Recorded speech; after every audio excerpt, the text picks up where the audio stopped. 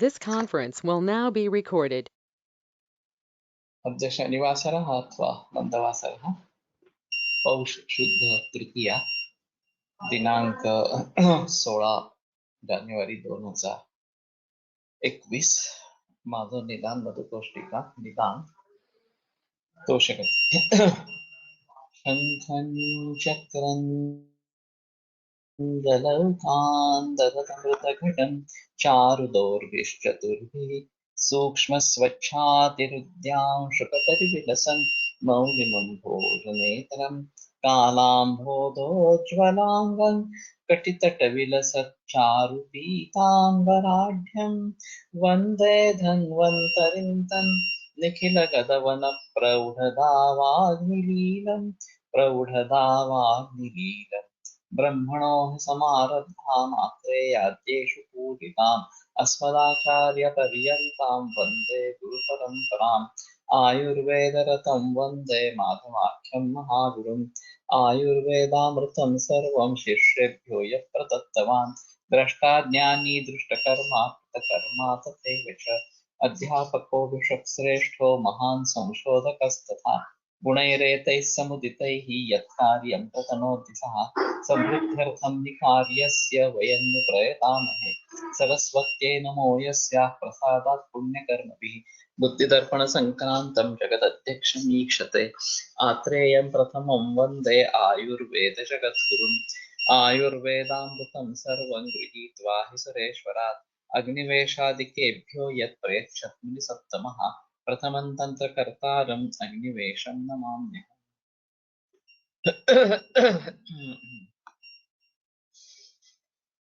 हे सुश्रुत ते बंद करवा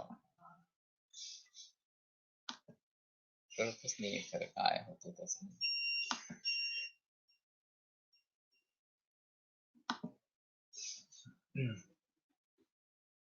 क्षयस्थानं च वृद्धिश्च दोषाणां त्रिविधा गतिः ऊर्ध्वं चादश्च तिर्यक् च विज्ञेया त्रिविधा परा त्रिविधा कापरा कोष्ठ शाखा मर्मास्ति सन्धिषु तर्हि शाखा मर्मास्ति सन्धिषु अपरा दोषगतिः विद्यते कोष्ठ शाखा मर्मास्ति सन्धिषु तत्र तावत् स्थानान्यामाग्निपक्वानां मूत्रस्य रुधिरस्य च हृदुण्डकः पुप्पुसश्च कोष्ठ इत्यभिधीयते इति सुश्रुतवचनम् अनुसृत्य विवरणं कृतं मया यः तदेव अधुना अग्रतो नीयते। तो जैसे कि मैंने कल इस बारे में जिक्र की कि बस्ती भी एक कोष्ठ की तरफ भी काम करता है और वो वैसे एक मर्म भी है। और बस्ती मर्मसा बर्मसा कशाचं होतं? काय म्हणलं बाबा ते? हृदय मर्मसी संबंध होता है और बस्ती एक कोष्ठ जैसा काम करता है खास करके सीसीएफ में। तो दोष वहां से हृदय में चले जाते हैं, हृदय से फिर से वहां पे चले आते हैं और फिर मूत्र के जरिए निकाले जाते हैं। तो मूत्र विशोधन या इस प्रकार से डायूरेटिक्स का वापर करके ये कंजेशन कम हो जाता है, ये दिखाई देता है। तो इन सभी के बारे में थोड़ा सा सोचना पड़ेगा। अभी शिरस से बस्ती का संबंध है या नहीं है ये देखा नहीं गया, लेकिन आंखों में प्रेशर बनता है तो डायमॉक्स करके दवा दी जाती थी जब मैं ताराचंद में पढ़ता था, शायद अभी भी वो प्रचलन में हो। तो ये डाययूरेटिक दवा है और उसके जरिए खास करके आंखों में जो प्रेशर बढ़ा है पानी का वो कम हो जाता है। अभी हाइड्रोसिफेलस में इस प्रकार की कोई जिक्र नहीं की गई और हाइड्रोसिफेलस में डायूरेटिक्स का प्रयोग करके उसको निकाल देना ऐसा नहीं सुना है, देखा है। लेकिन समुद्र एवं उदकानां भावानां, समुद्र जैसे औदक भावों के लिए सबसे अहम निधि है और सभी स्रोत वहीं पे जाके मिलते हैं, उसी प्रकार ये मूत्राशय का कार्य है। तो आरंभ पानी का जो है वो उदक व स्रोतस का, वो पानी पीने से शुरू हो जाता है या द्रव देने से शुरू हो जाता है।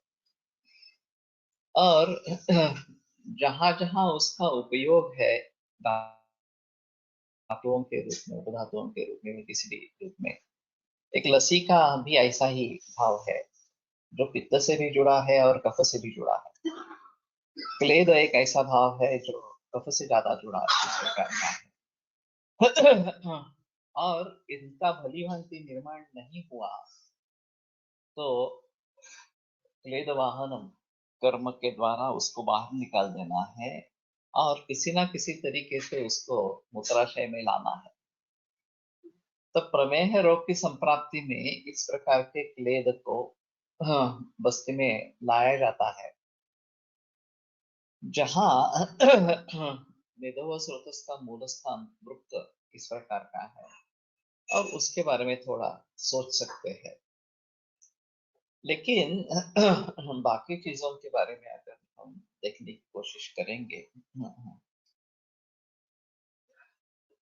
तो जल महाभूत का पचन होना आवश्यक है, उसके लिए उदित व स्रोत स्वतंत्र निर्धारित इस प्रकार का है, और उसके जरिए ये बस्ती यहाँ पे कोष्ठ जैसा काम करता है, वहां से दोष मर्म स्थान में चले जाते हैं, शाखाओं में चले जाते हैं, और फिर से वहां पे आने से निकाल दिए जाते हैं। शाखाओं की बात मैंने प्रमेय के बारे में जो शोध निर्माण होता है उसके बारे में कही थी, और खास करके मर्म के बारे में हृदय मर्म का प्रचलन काफी है, या डॉक्टर डायमॉक्स, इस ड्रग के जरिए इसका कुछ संबंध आंखों से इस प्रकार का है, प्रेशर बढ़ने का इस प्रकार।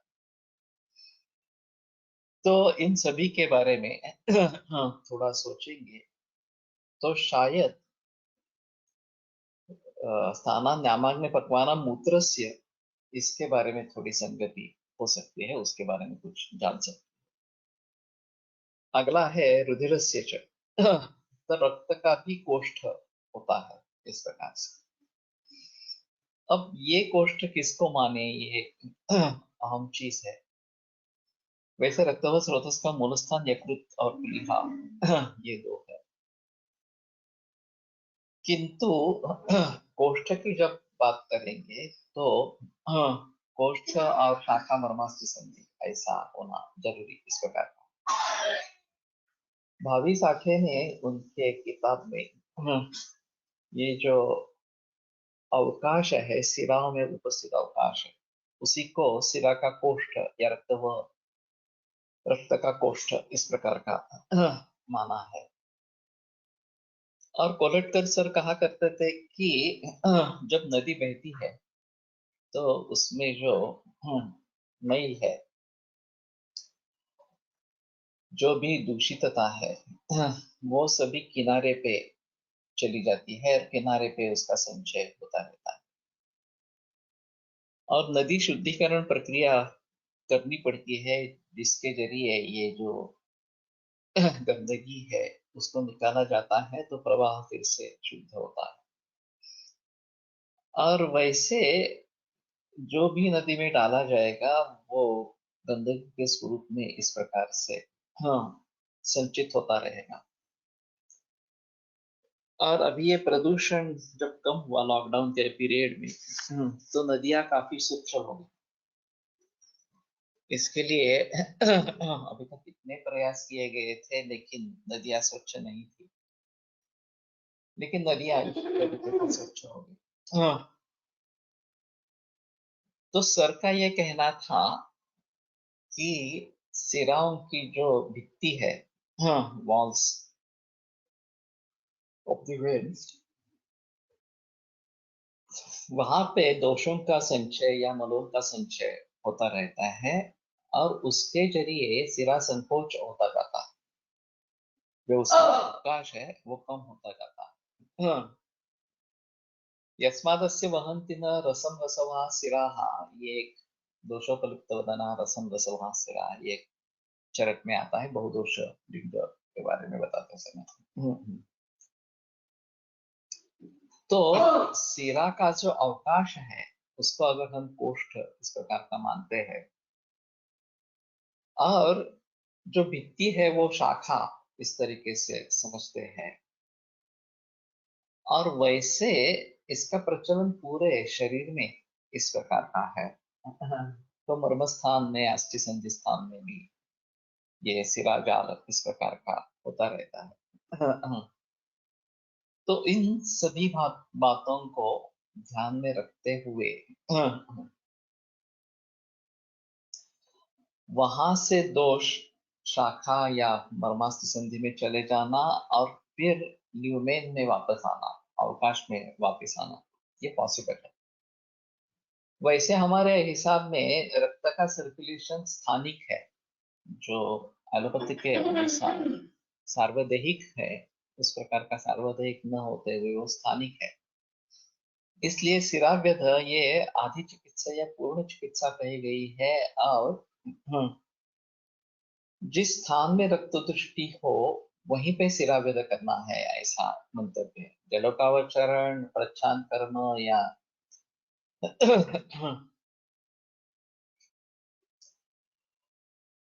इस प्रकार से तीक्ष्ण शस्त्र से रक्त मोक्षण करवाना शुभ अलाभों के जरिए, ये तो स्थानिक ही है, उसमें कोई संदेह नहीं। लेकिन सिराव्यध भी स्थानिक इस प्रकार का ही है, तो रक्त का सर्कुलेशन स्थानिक होता है हमारे हिसाब से। और वहां के दोष इस सिराओं के द्वारा, उसके कोष्ठ के द्वारा शाखाओं में पहुंच जाते हैं, और सिराव्यध जब करेंगे या रक्त मोक्षण करेंगे तो रक्त के साथ दोष निकाले जाते हैं बाहर, और एक शुद्धि इस प्रकार की दोषों की होती है। तो ये सबसे आसान तरीका है थोड़ा सा, कि अशुद्ध रक्त को निकाल देना। और उसमें शरीर की प्रवृत्ति होती है कि पहले दुष्ट रक्त जो है वो बाहर निकले।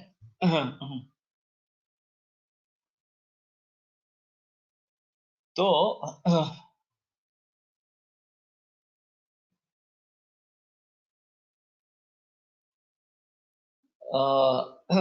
रक्त के बारे में रुधिराशय क्या है, ये अहम चीज रहेगी। और वो शायद रक्त सिरा का जो अवकाश है वो कोष्ठ है, और भित्ति जो है वो शाखाएं इस प्रकार की है। और तस्योष्मणा द्रवो धातु धातु धातु प्रसिच्यते, ये जो संप्राप्ति बताते हैं, तो सीधा वहां से धातुओं तक अप्रोच है दोषण की।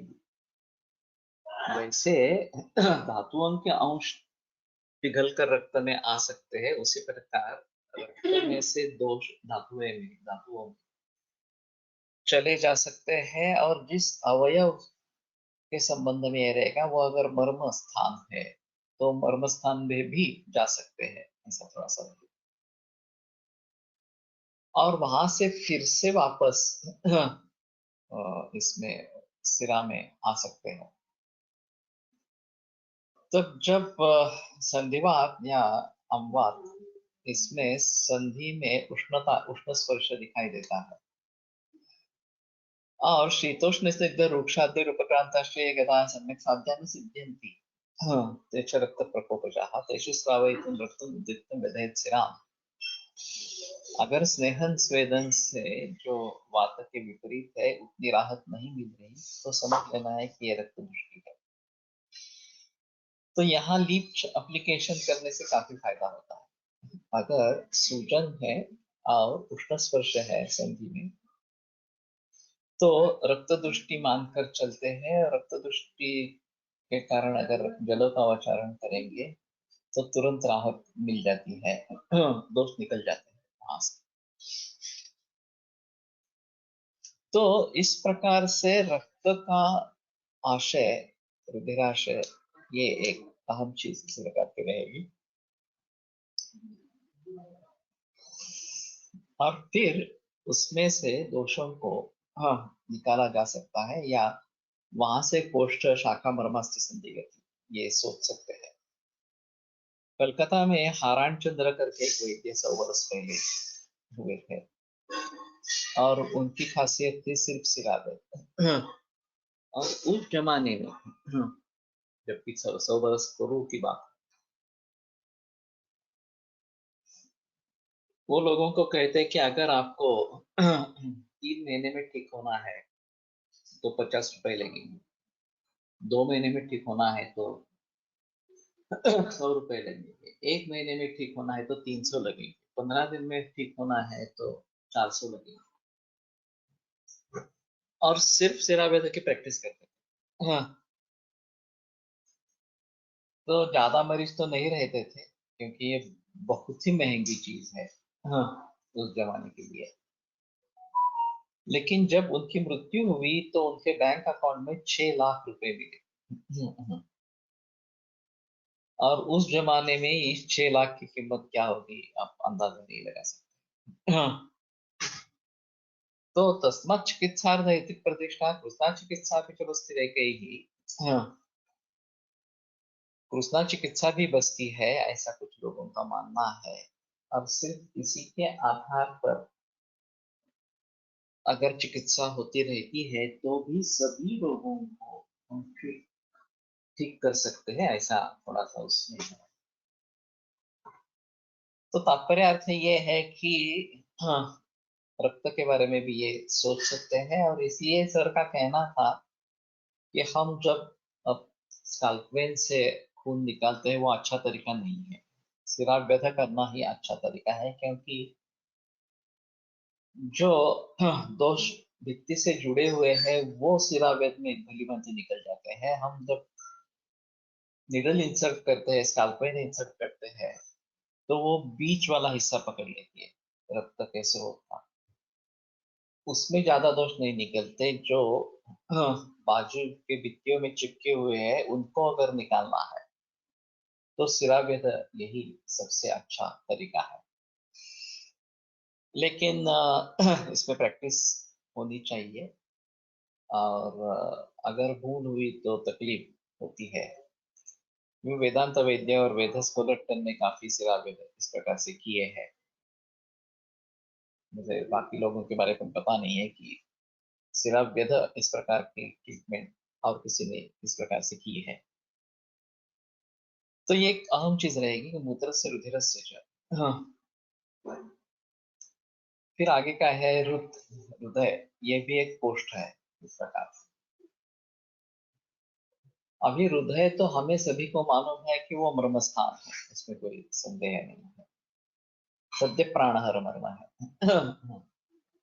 फिर भी हृदय एक कोष्ठ के जैसा काम करता रहता है, और वहां से दोष शाखा मर्मास्थ संधि में भी चले जाते हैं, और वहां से वापिस फिर से हृदय में आ सकते हैं। अब हृदय से कहा जाएंगे कोष्ठ है अगर ये हाँ, तो संभवतः हृदय आमाशय द्वार इस प्रकार का कहा गया है, तो इसमें फिर वो कोष्ठ आमाशय कोष्ठ में प्रवेश कर सकते हैं। ये एक हो सकता है अगर उस सूत्र का हम अर्थ ध्यान में लेंगे। और खास करके हृदय मन का स्थान है, ओजस का भी स्थान है। तो जहां मानसिक कारणों के जरिए संप्राप्ति होती रहती है, चिंता क्रोध या अवसाद वगैरह विषण्णता वगैरह वगैरह इस प्रकार के चीजें हो सकती है, वहां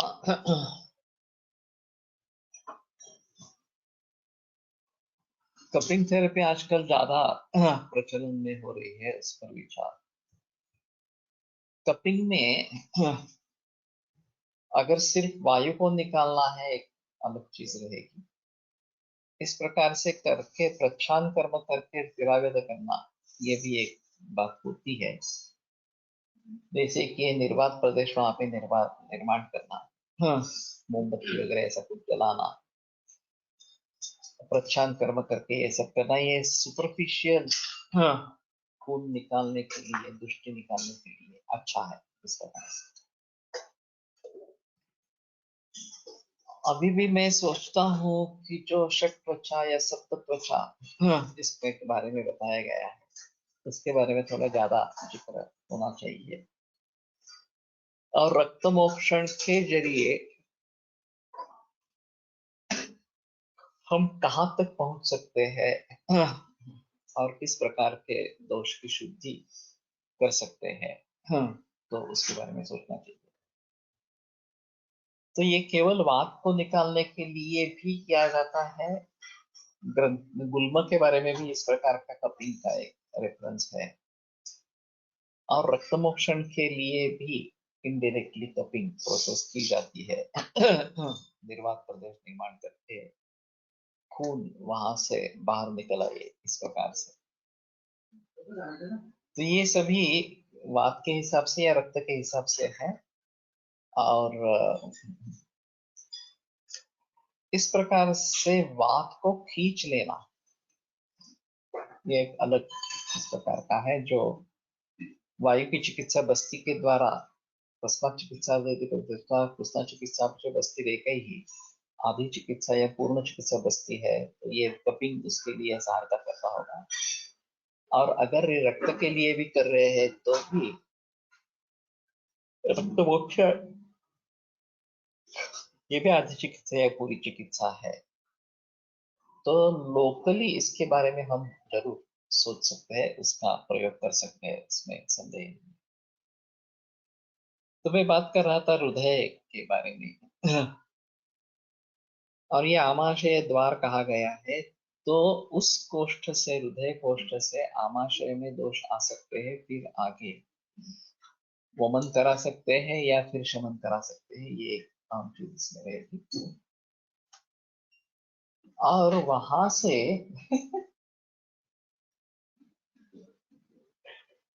पूरे शरीर में वो फैल सकते हैं, हाँ, ये एक है। व्याने नरसधातुरी विक्षेपोचित कर्मणा युगपत् सर्वतो जस्वम देहे विक्षिप्यते सदा। तो व्यान से पूरे शरीर में ये वायु विक्षेपित इस प्रकार का होता रहता है। और क्षिप्यमाण स्ववैगुण्यात अथवा कवैगुण्यात तथा सज्जति यत्र सहा, जो फेंका जाने वाला जो रस है, वो जहाँ पे स्ववैगुण्य या खवैगुण्य से अटक जाता है, तस्मिन् विकारं कुरुते, उसमें विकार निर्माण करता है। खे वर्षमिव तोयः दोषाणामपि चैवं स्यात् एकदेश प्रकोपः। दोषों का भी इसी प्रकार से एक देश प्रकोप हो सकता है। तो रस द्वारा दोष भी विक्षेपित इस प्रकार के होते रहते हैं, और स्ववैगुण्य या क्षयवैगुण्य से किसी जगह रुक जाते हैं। तो वहां शाखा मर्म अस्थि संधि अगर इस प्रकार के हैं, तो वहां पे वो रोग निर्माण करेंगे, और फिर से वहां वापस हृदय में आएंगे, और हृदय से फिर आमाशय में प्रवेश कर सकते हैं। Can we say it as a variant of Shrunga Alabu as method is same, just instrument is different, and what may be its doshaganata.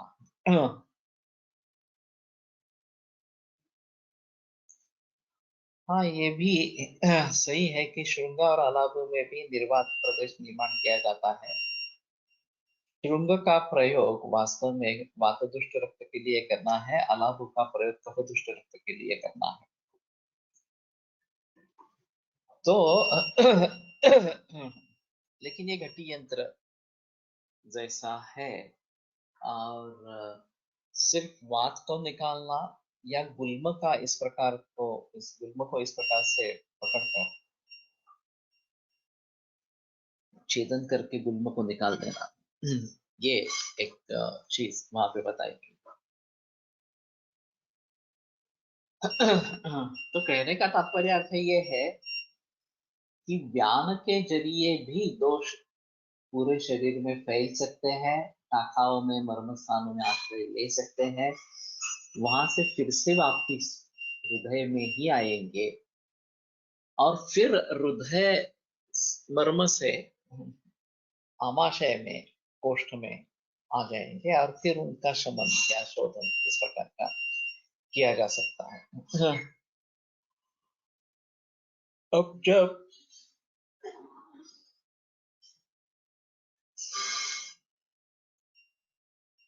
मन का हृदय ये स्थान है और चले वाते चलम चित्तम निश्चले निश्चलम भवे। अगर वात चल है तो मन भी चल है, वात निश्चल है तो मन निश्चल है, इस प्रकार। तो ये जो बताते हैं मन क्षोभ हो जाता है तो श्वसन क्रिया बिगड़ जाती है, ये सबसे अहम इसका परिणाम इस प्रकार का है। और उस समय अगर हम श्वसन क्रिया पर कॉन्सेंट्रेट करेंगे, प्राणायाम करेंगे, तो मन शांत होने लगता है। तो दोषों की कोष्ठ गति के बारे में वायुस्थ निग्रह, ये एक कारण बताए गए हैं कि अगर वायु का निग्रह हो गया तो दोष कोष्ठ में आने लगते हैं। और खास करके हाँ, मानसिक विकारों के बारे में ये एक अहम चीज है कि अगर वायु के जरिए मन शांत हो जाता है और दोष कोष्ठ में आने लगते हैं, तो फिर वहां उनके शमन होने का, उनके शोधन होने का कोई चांस इस प्रकार का रहेगा। तवारिया जो प्राणायाम है, इसमें ब्रोंकियल ब्रीदिंग, एब्डोमिनल ब्रीदिंग दोनों का एक साथ breathing। और ये स्टेप अप ब्रीदिंग जिसमें वायु को बाहर फेंकना है, उसका क्रम देखेंगे तो भस्त्रिका से आरंभ करते हैं, फिर चेस्ट एक्सरसाइज, एब्डोमिनल एक्सरसाइज, दोनों के एक्सरसाइज इस प्रकार से होते हैं। और फिर स्टेप अप ब्रीदिंग में उच्छ्वास है। तो जो दोष इस प्रकार से कोष्ठ में आए हैं उनको निकाल देना, ये एक उसमें अहम चीज है। फिर स्क्वायर ब्रीदिंग है, तो स्क्वायर ब्रीदिंग में अंतकुंभक और बहिकुंभक ये दोनों रहते हैं। और फिर थायराइड के बारे में ब्रीदिंग का पैटर्न है। और वो होने के बाद फिर से पांव लंबे करके ये जो चेस्ट एंड एब्डोमेन दोनों का ब्रीदिंग, फिर एब्डोमेन का ब्रीदिंग और फिर चेस्ट का ब्रीदिंग। तो इसमें अहम चीज ऐसी है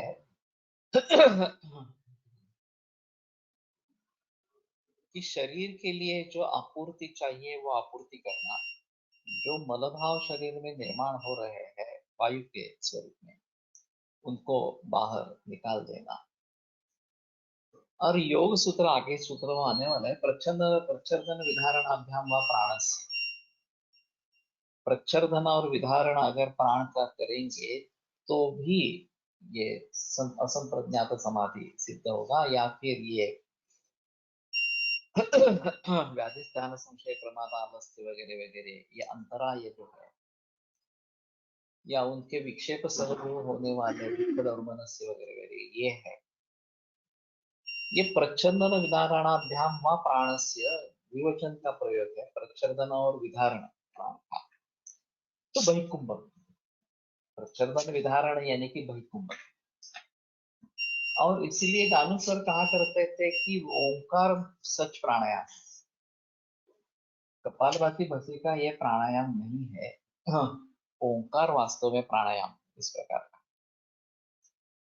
क्योंकि अ उ म ये होने के बाद जब पूरा श्वास निकाल देते हैं, इंहेलेशन हो जाता है, तो रुकना है मकार पूरा होने के बाद। और जितना ज्यादा रुकोगे उतना वो अच्छा रहेगा। तो इसके जरिए एक निगेटिव प्रेशर शरीर में निर्माण जब हवा पूरी बाहर निकाली गई है और अंदर अवकाश है, तो वो फिलअप करने के लिए पूरे बदन से वायु वहां पे आ जाता है और ये दूषित वायु है और उसके साथ दोष भी निकल जाते हैं उच्छ्वास के। प्राणायामेरेव सर्वे प्रशिष्यन्ति मला इति आचार्याणां तु केषांचित् अन्यत् कर्म न सम्भवः। केवल प्राणायाम से ही सभी दोष शुष्क हो जाते हैं, साम्य स्थिति में आ जाते हैं, दूसरा कोई कर्म करने की आवश्यकता ही नहीं। तो प्रत्यवाय में, अंतराय में व्याधि पहला बताया है और इस व्याधि का नाश प्राण से होगा, यह एक अहम चीज नहीं। तो मेरा सभी को सुझाव है कि हमें आयुर्वेद तो करना ही है, उसमें कोई संदेह नहीं है। दिनचर्या का पालन करना है, रसायनों का सेवन करना है और उसके साथ में योगाभ्यास और व्यायाम भी नियमित रूप से करना ही है। तो जब तक ये बात मन में बैठेगी नहीं तब तक उसका आरंभ नहीं होगा। एक बार हमने निश्चय कर लिया कि ये हमें करना ही है, जैसे हमें रोज खाना खाना है उस प्रकार से हमें रोज प्राणायाम या योगाभ्यास और व्यायाम, ये दोनों चीजें करनी ही है। तो इस प्रकार से अगर हम करेंगे तो व्यान की गति को जो है वो हम कम कर सकते हैं। दोषों को इस प्रकार से फेफड़ों में आने के लिए अवसर प्रदान करते हैं, उनको बाहर निकाल देते हैं उच्छ्वास के जरिए। और फिर वायु नेता है कफ और पित्त का, उनके ऊपर भी काबू पा लेते हैं प्राणायाम से और खास करके मन स्थिर और शांत हो जाता है। ये सबसे अहम भूमिका है। अगर आप एजिटेटेड है, त्रस्त है, क्रोधित है, भीत है, तो उस अवस्था में प्राणायाम करेंगे, प्रच्छन्न विधारण इस प्रकार का करेंगे तो बेहतर ऑप्शन है ओंकार का जप करें, क्योंकि तस्य वाचकः प्रणवः, ईश्वर का वाचक प्रणव ओंकार है। और फिर तज्जपः तदर्थ भावना, उसका जप हम करेंगे तो तदर्थ भावना इस प्रकार का होता रहेगा। और इसमें दोषों की कोष्ठ शाखा गति को नियंत्रित करने का एक अद्भुत सामर्थ्य है। तो इसके जरिए स्वास्थ्य बना रहेगा। अगर रोग की शुरुआत है, रोग अवस्था है, तो भी ये धीरे धीरे इससे कम होती जाएगी और शरीर मन सभी स्वस्थ होते रहेगी और स्वास्थ्य बना रहे। तो दानू सर ने इसके बारे में काफी बहस किया था और केवल ये 20 मिनट का प्राणायाम हर रोज करने से स्वास्थ्य बना रहता है। मैं अभी करीबन 4-5 साल से नियमित रूप से कर रहा हूँ। सिर्फ जब डेंगू हुआ था वहां 2-3 दिन इसमें रुकावट आई थी और शायद एक आध दूसरी बार रुकावट आई थी, लेकिन नियमित रूप से इस प्रकार से करते रहने से दोषों की साम्य की स्थिति बनी रहती है। और वायुश्च निग्रह, ये जो बताया गया है वायु का निग्रह यहाँ पे क्या है, तो वो प्राणायाम ही है। हम अगर अपान वायु को रोकेंगे, उदान वायु को रोकने की कोशिश करेंगे वगैरह वगैरह, तो रोग बन जाएंगे। लेकिन इस प्रकार से वायु का निग्रह करना विशेषतः बहिकुंभक करना, प्रच्छन्न विधारणाभ्याम, इसका भली भांति अर्थ समझेंगे तो बहिकुंभक स्थिति रखनी है। और फिर मेरा ये मानना है कि अभी ये रेस्पिरेटरी सिस्टम, कार्डियोवास्कुलर सिस्टम, इन दोनों के जरिए ये काम होता रहता है कि हवा अंदर ली जाती है, उसमें से जो ऑक्सीजन है उसको अलग किया जाता है, उसका हीमोग्लोबिन बनता है, हृदय में चला जाता है, हृदय से पूरे शरीर में फैल जाता है, वहां से कार्बन डाइऑक्साइड लेके फिर से हृदय में आता है, फिर से फेफड़ों में जाता है और वहां शुद्ध होके ऑक्सीजनेटेड बनकर फिर से हृदय में आता है। ये रेस्पिरेटरी सिस्टम और कार्डियोवास्कुलर सिस्टम, इनमें मेल जोल है अभी आधुनिक विज्ञान के लिए। हमारे यहाँ जो अंतःकुंभक या बहिकुंभक की कल्पना है वो उससे थोड़ी अलग है। एक मिट्टी का घट, उसमें हम पानी भर के रखेंगे तो उसमें से स्राव पानी का होता रहेगा, पानी बाहर निकलता रहेगा। तो ये अंतःकुंभक जैसी कल्पना है कि जो वायु हमने फेफड़ों में लिया है वो पूरे बदन में फैलता इस प्रकार का रहता है। और जब हम बहिकुंभक करते हैं तो पूरे शरीर से वायु वहां पे आ जाता है और फिर उच्छ्वास के जरिए बाहर निकाला जाता है। ओंकार के उच्चारण करके बाद मेडिसिन लेने से भी ज्यादा फायदा होगा क्या?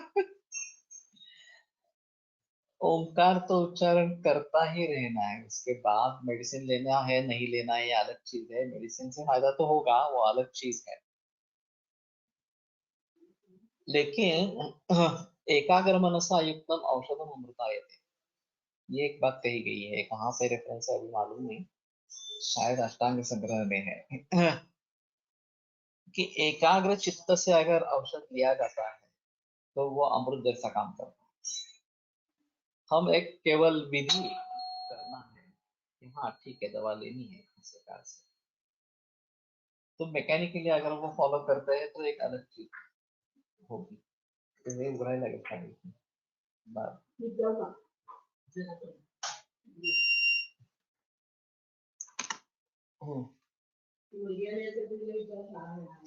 तो हाँ, मन कॉन्सेंट्रेट होना ये एक अहम चीज है। अभी पहला ही सूत्र योग चित्त वृत्ति निरोधा, ये जो बताया गया है तो चित्त वृत्तियों का निरोध है। हमारा मन बहुत चंचल है और भटकता रहता है, उसको एकाग्र चित्त करना ये अहम चीज है। तो बाकी सभी विषयों को छोड़कर एक ही विषय में अगर मन संलग्न हो जाता है तो एकाग्र इस प्रकार का हो जाए। और उसके आगे आलंबन ही न हो, आत्मा में स्थिर हो और फिर वो भी नहीं रहे तो पूरी की पूरी इस प्रकार की चित्त वृत्ति निकल जाए, चित्त वृत्ति का निरोध हो जाए, जो मोक्ष कहलाता है। लेकिन योग चित्त वृत्ति निरोध एक चीज में भी अगर हम कॉन्सेंट्रेट कर सकते हैं तो योग कर्म सु कौशलम, ये जो दूसरी व्याख्या बताई जाती है कि कर्म में कौशल्य को प्राप्त करना ये भी योग है। तो हमारा ध्यान किसी एक चीज में एक आलंबर पर स्थिर हो जाता है,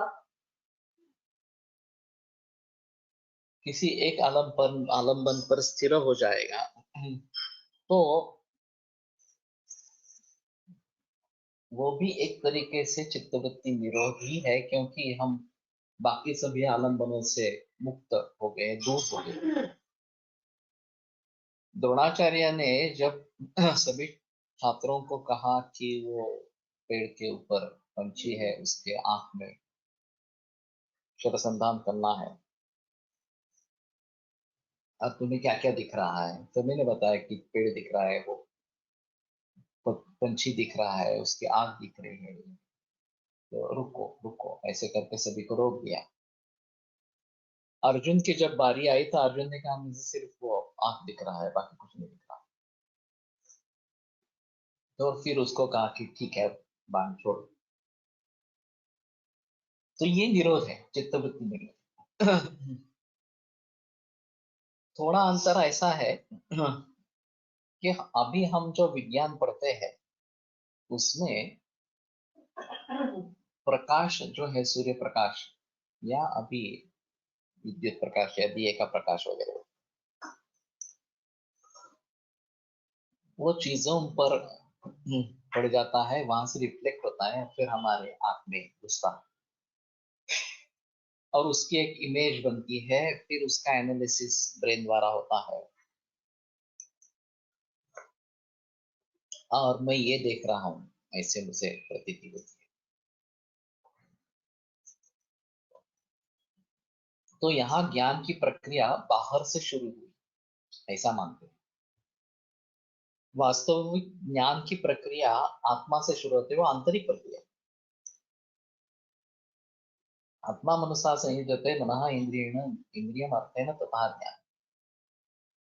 कि मैं डिसाइड करता हूं कि मुझे देखना है, तो मैं मन से संयुक्त हो जाता हूँ।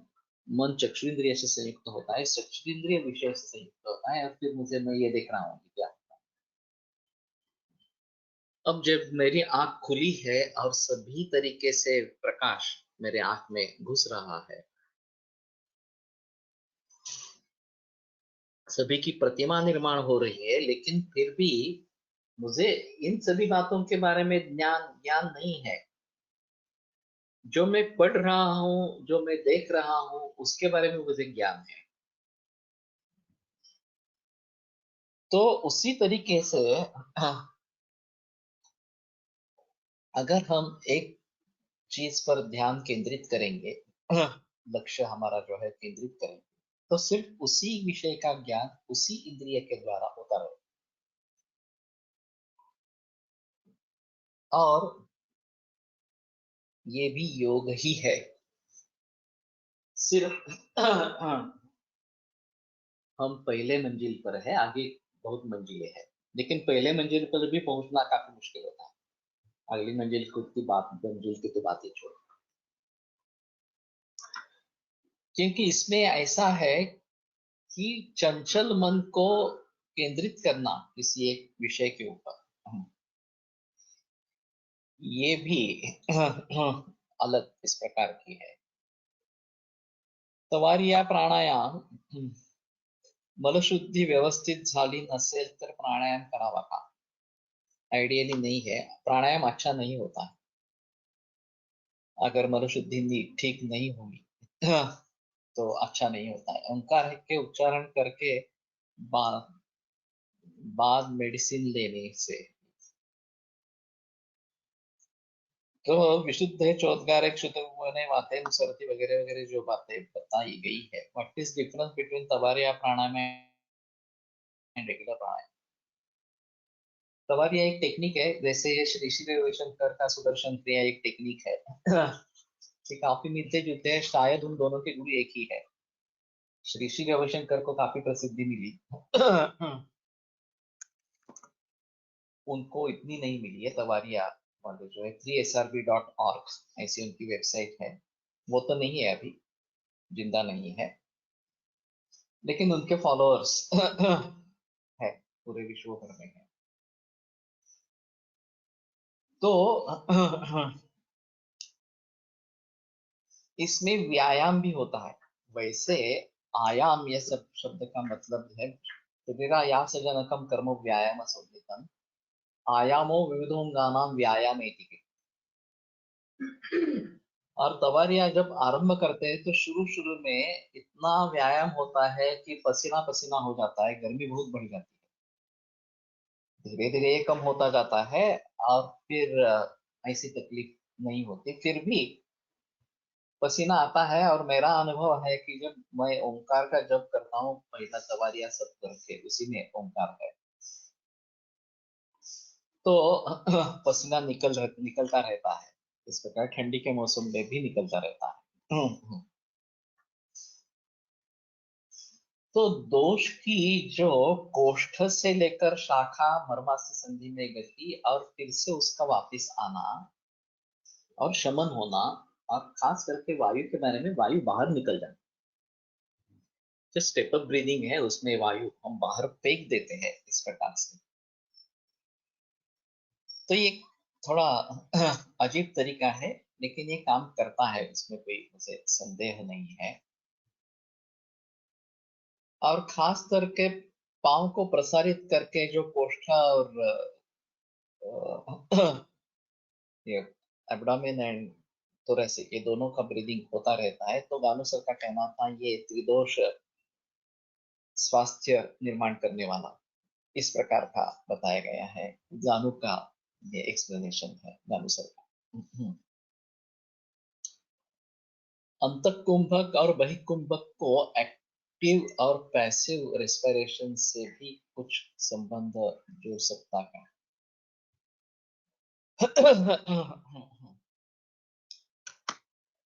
जैसे कि मैंने बताया, बहिकुंभक हो गया तो एक अवकाश निर्माण होगा शरीर में, और हमने प्रयत्न पूर्वक हवा अंदर घुसने नहीं दी,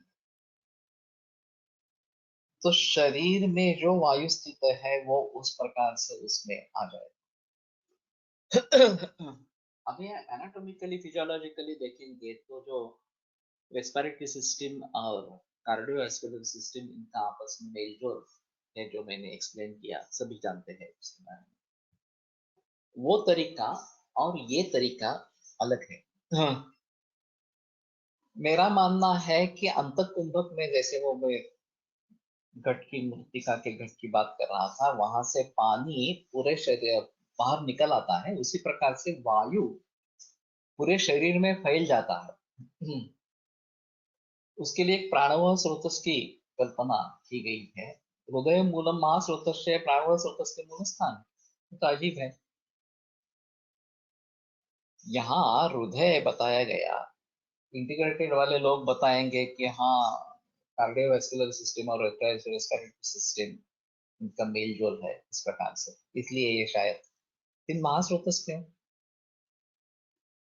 महास्रोतस का प्राणवायु स्रोतस से क्या ताल्लुक इस प्रकार का है?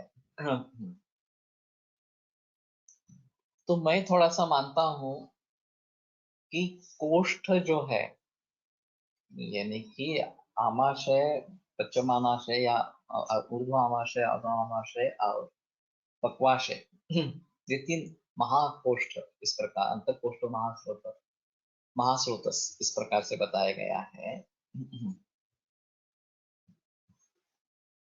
तो वहां से वायु इन सभी कोष्ठों में पहुंच जाता है, और फिर वहां से वापस महास्रोतस में चला, प्राणवायु स्रोतस में चला जाता है।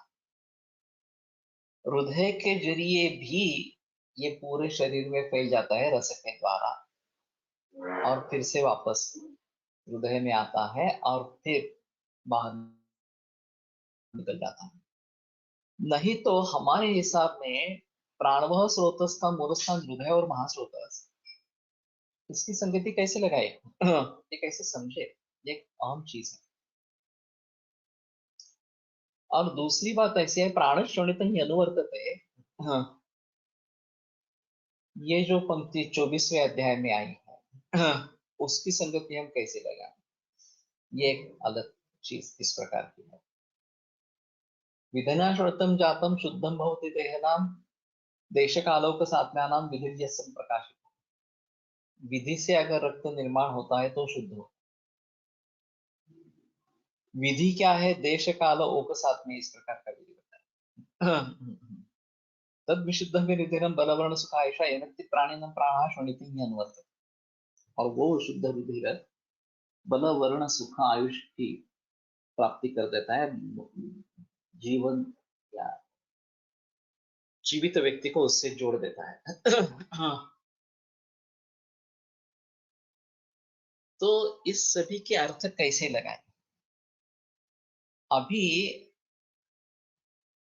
श्वासोच्छ्वास की प्रक्रिया केवल फेफड़ों से या फुफ्फुस से जुड़ी हुई है आधुनिक विज्ञान के अनुसार। और जब ये ब्रोंकियल ब्रीदिंग और एब्डोमिनल ब्रीदिंग कहते हैं योगा में, उदर श्वसन इस प्रकार से, तो वास्तव में उदर श्वसन में हिस्सा लेने वाला नहीं है। हवा जो आएगी तो फुफ्फुस में ही आएगी, और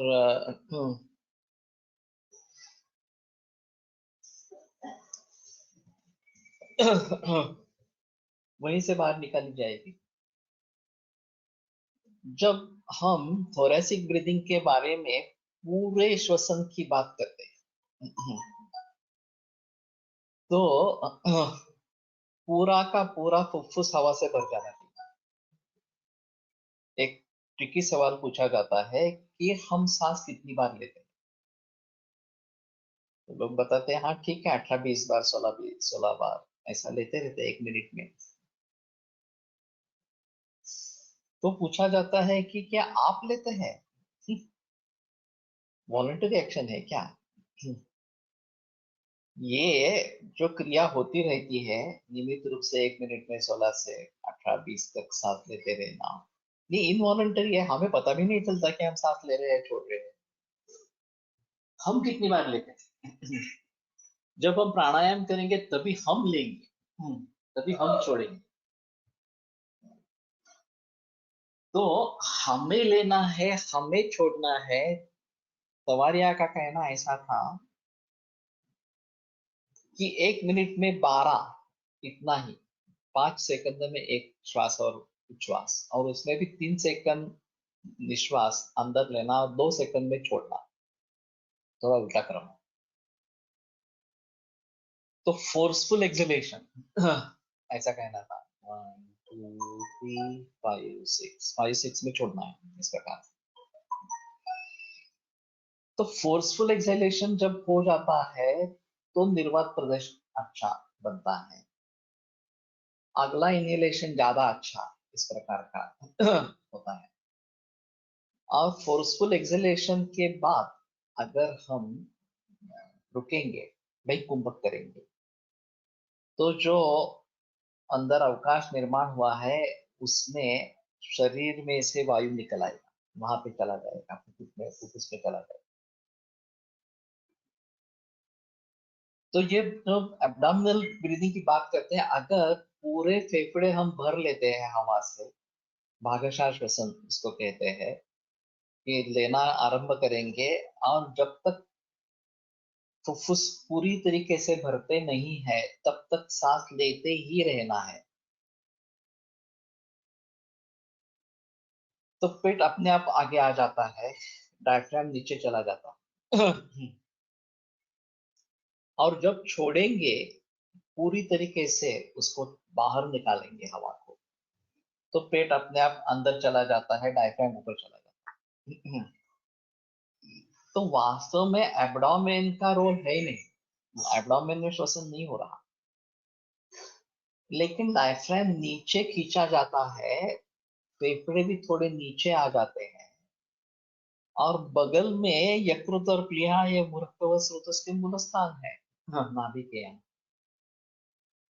नाभिस्थ प्राण पवना स्पृष्ट्वारुत कमलांतरम पंचात बहिर्विनिर्याति पातुम विष्णु पदामृतम। ये कुछ लोग मानते हैं कि श्वसन के बारे में वर्णन है। गूढ़ार्थ दीपिका आढ़मल्ल की टीका पढ़ेंगे तो पता चलता है कि ये इसका कोई संबंध नहीं, योग के बारे में बताया गया है, और वो विष्णु पदामृत जो है वो ब्रेन में है, ऐसा कुछ उनके हिसाब में।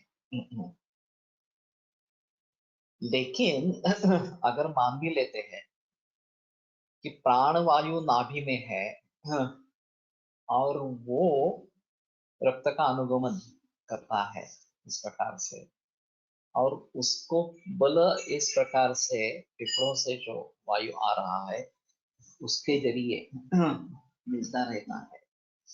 और जब अंतः कुंभक करेंगे पूरी तरीके से खींच लेंगे बाहर का वायु, फेफड़ों का पूरा प्रयोग करेंगे, पूरा इस्तेमाल करेंगे, तो अंतः कुंभक में वो वायु पूरे शरीर में फैल जाएगा और बहिः कुंभक में पूरे शरीर से वायु वहां पे वापस आ जाएगा। अभी एलोपैथी में या आधुनिक एनाटॉमी और फिजियोलॉजी में फेफड़ों सा डायरेक्ट रिलेशन शरीर से नहीं है, उसका रिलेशन हृदय से है और हृदय का रिलेशन पूरे शरीर से है। और रक्त एक माध्यम के रूप में काम करता है ऑक्सीजन लेके जाने का और कार्बन डाइऑक्साइड वापस लेके आने का। इस प्रकार प्राणायाम म्हणून सध्या प्रचलित अपेक्षित आहे की दश प्राणायतन आहेत त्यांचा व्यायाम करावा। दश प्राणायाम के बारे में, दश प्राणायतन के बारे में कैसा प्राणायाम होगा ये मालूम नहीं है। और द्वादश प्राण बताए गए, प्राणों की संख्या 12 है, प्राणायतन 10 है। और उनके ऊपर किस प्रकार से कार्य होता रहता है ये भी एक अहम मुद्दा है। तो कहने का तात्पर्य अर्थ है ये काफी गहन और गूढ़ इस प्रकार का विषय है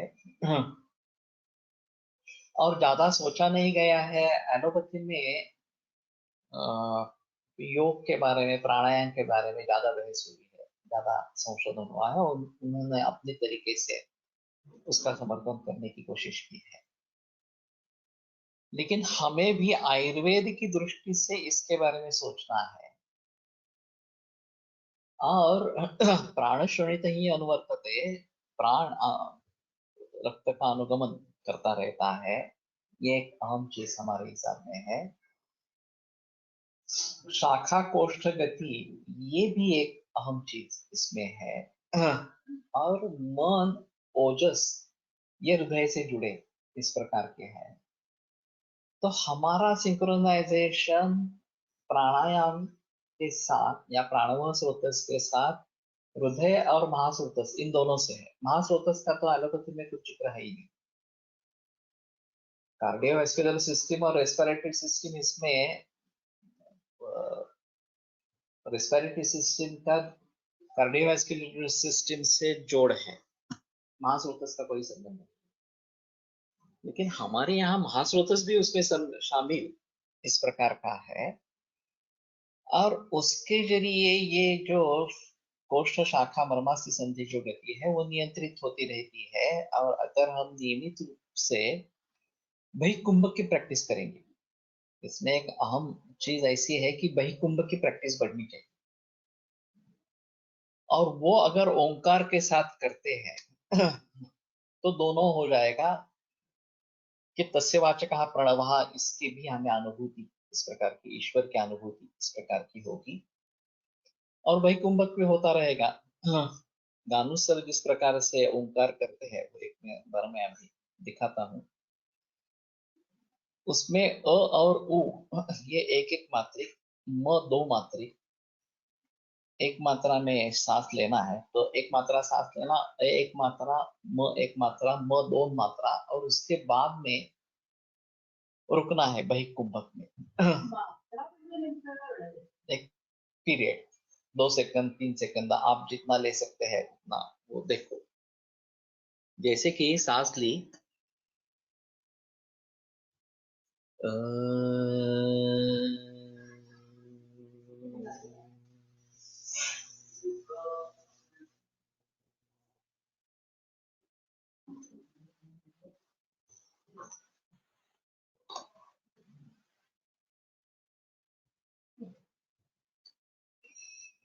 अब सांस छोड़ने के बाद जब मैंने फिर से सांस ली तब तक का बहिकुंभक है। वो पीरियड आप जितना बढ़ाते रहेंगे उतना प्राणायाम होगा। तस्मिन् त्याची श्वास प्रश्वास और गतिविच्छेद प्राणायाम। स्थिर सुखम आसनम, स्थिर सुख आसन है और उसके बाद में श्वास और प्रश्वास का गतिविच्छेद ये प्राणायाम बताएगा। तो प्राणायामेरैव सर्वे प्रशिष्यन्ति मला इति आचार्याणां तु केषाञ्चित् अन्यत् कथनं सम्मतम्। तो ओंकार साधना के बारे में काफी बहस हुई है। मैंने कुछ ग्रंथ पढ़े नहीं है, मैं जो बता रहा हूँ आप पातंजल वैदिक सूत्र के आधार पर, आयुर्वेद के सूत्रों के आधार पर बता रहा हूँ।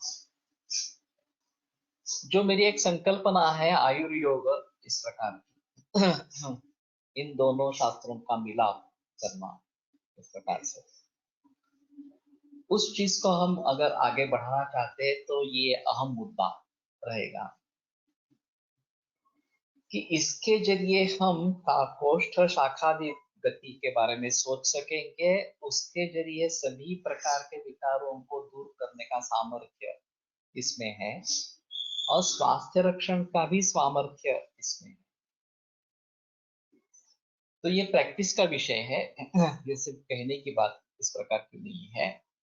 लेकिन जितनी ओंकार की प्रैक्टिस बढ़ाएंगे उतना स्वास्थ्य अपने आप आता रहेगा, अपने आप बढ़ता रहेगा। तो मेरा सभी से अनुरोध है कि ये अपनी दिनचर्या का एक हिस्सा बनाओ, कम से कम 15-20 मिनट इसके लिए दे दो। सवार या प्राणायाम में ही सही, अगर थोड़ा ये ओंकार का जप करते हैं तो अच्छा है। उसके आगे भी, उससे अलग भी अगर ओंकार की साधना करते हो तो वो अच्छा इस प्रकार का रहेगा और फिर स्वास्थ्य बना रहेगा, रोग से मुक्ति उससे प्राप्त हो। अगले गुरुवार को फिर से इसी को आगे बढ़ाएंगे और मुझे मालूम नहीं, मैंने इसके बार काफी बार जिक्र किया है इस सूत्र के बारे में, त्रिविधा चापरा कोष्ठा शाखा मर्मास्ति संधित्सु। हर समय मैं कुछ अलग अलग बातें बता रहा हूँ और जो मैं एक आयुर्योग संकल्पना प्रस्थापित करना चाहता हूँ, इसमें इसका एक अहम रोल है। आयुर्वेद के सूत्रों को लेकर और योग के सूत्रों को लेकर उनका मिलाप करके प्राणायाम रुद्रक में करावा, कोई संदेह नहीं है उसके बारे में। हाँ, लेकिन एक ही चीज है कि अगर गलत हुआ तो वह भयंकर हानिकारक है। तो गलत नहीं होना चाहिए, किसी गुरु के मार्गदर्शन के अनुसार ही करे। और पहली शुरुआत जो है दीर्घ श्वसन से, बिल्कुल धीरे सांस लेना और बिल्कुल धीरे छोड़ना, कुंभक करना ही नहीं, अंत कुंभक भी नहीं, बहिकुंभक भी नहीं। जब ये परिस्थिति थोड़ी थोड़ी सुधरेगी तो थोड़ा कुंभक थोड़ा बहिकुंभक, जो स्क्वायर ब्रीदिंग में बताया गया है इसमें तवारिया प्राणायाम में, और फिर उसके आगे ओंकार और उसमें वैकुंठ की प्रैक्टिस बढ़ाते रहना। प्रच्छद निर्धारण अभ्याम पाणस्य, ये जो है वो करते रहेंगे तो ज्यादा अच्छा रहेगा। प्राणायाम व्यायामानंतर शवासन करून करावे की भर ब्राह्म मुहूर्तावर शौच दंत धावनानंतर अंजना पूर्वी करावी। मुश्किल है बताना। नहीं, प्राणायाम व्यायाम के बाद कर सकते हैं। व्यायाम से दोष शाखाओं पोस्टर से शाखाओं में निकल जाते हैं। व्यायाम दुश्मन लक्षणात अहिता चरणा जेव्हा जेव्हा तुम्ही व्यायाम हे करत असता व्यायाम पोस्टरमध्ये सुरू होते आणि दोष सुटायला मदत होते तुम्हाला। अंजन नस्य वगैरह जो है वो दोषों को उत्कलिशित करके उनको बाहर निकालने के लिए है। जो पहला दोष संचय है वो निकल जाए, फिर व्यायाम करे तो इसमें दोष फिर से कोष शाखा वगैरह में जाएंगे और फिर प्राणायाम करे कि जिससे वो फिर से कोष्ठ में वापस आ जाए और बाहर निकाले जाए। इस प्रकार से उनका शमन हो जाए। तो ये करना जरूरी इस प्रकार का है और इस प्रकार से करते रहेंगे हर रोज तो दोष ज्यादा बढ़ेंगे नहीं। उसके साथ में नित्यम हिताहार विहार से भी समीक्षकारी विशेष हो सकता है वगैरह, ये तो करना ही है। दाता समझ सकते पर क्षमावन आपको तो ये सब तो करना ही है। लेकिन नियमित रूप से व्यायाम और योगाभ्यास दोनों करते रहना बहुत जरूरी है और ये निश्चय करने से ही होगा। जब तक निश्चय नहीं करेंगे तब तक नहीं होगा।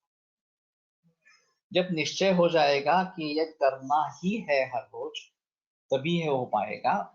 और अभी कोविड जैसी सिचुएशंस में इसका बहुत महत्व है। तो मैं आशा करता हूँ कि सभी को इससे प्रेरणा मिले, और जो अभी कुछ कर नहीं रहे हैं वो आरंभ करें इसके बारे में, तो ये ज्यादा बेहतर इस प्रकार का है। आयुर्वेद प्रकांडो निगदित इति शल्यतंत्र प्रधानः शिष्येभ्यः शाश्वतोऽयं निखिल जनकृपा व्याप्तचित्तेन आयुर्वेदस्य वाञ्छन् पुनरपि भुवने काञ्च सुष्ठु प्रतिष्ठां श्रेष्ठं धन्वन्तरिं तं प्रणमति च सदा वैद्यवर्गो हि नूनम् विरम्यते व्याख्याने व्यापारः सोमवासरे पुनरपि चरकपठनार्थं गमिष्यामः।